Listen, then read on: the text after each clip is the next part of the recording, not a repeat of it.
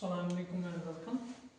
आपने पढ़ा होगा कि देखा है कि is it good to take medicine of same composition of different parents always.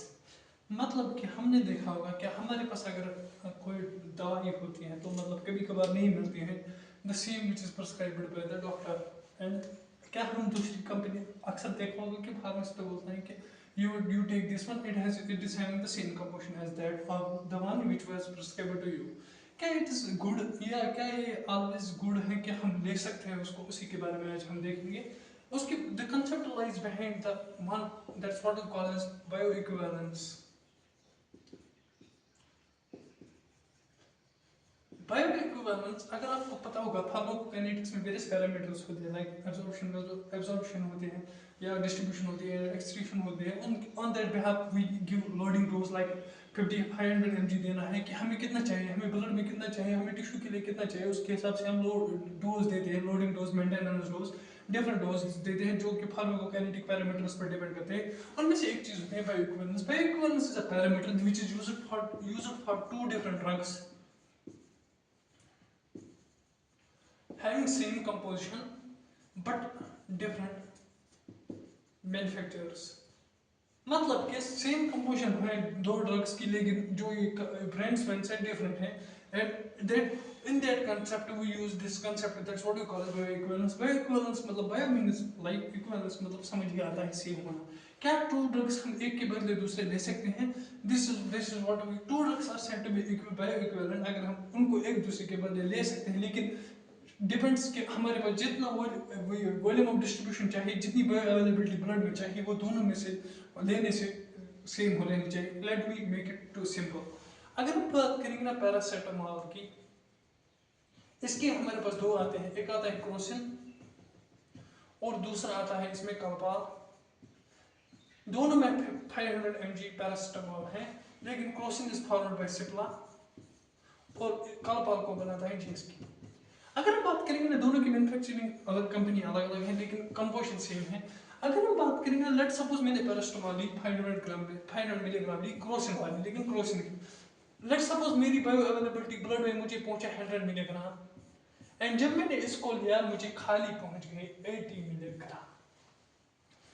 अगर हम बात करेंगे नॉर्मल, एक नॉर्मल लैंग्वेज में, अगर 82 मतलब 20% ज्यादा या 20% कम में से ज्यादा फर्क नहीं होती है एक्सेप्ट सर्टेन ड्रग्स, उनके लिए प्रेसिजन इज मोर इम्पोर्टेंट।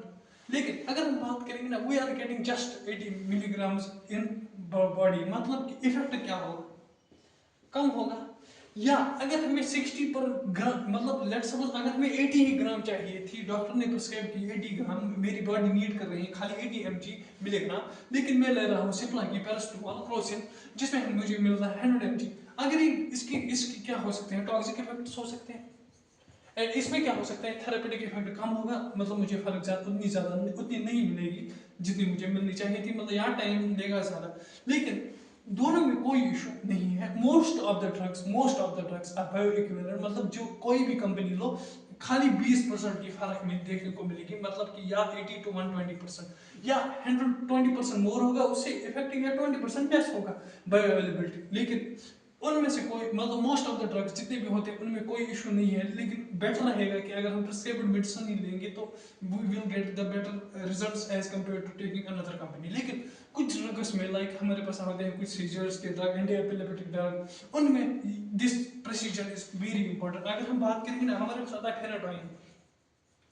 फेनाटोइन की अगर हम बात करेंगे ना, अगर फेनाटोइन हमने किसी और कंपनी का लिया ना, मतलब अगर हमारे पास लेट सपोज मैंने सेम सिप्ला बना रही है, जीएसके बना रही है, सिप्ला में मान लो हमारे पास 100 बायो अवेलेबिलिटी आ रही है, इसमें आती है खाली 80।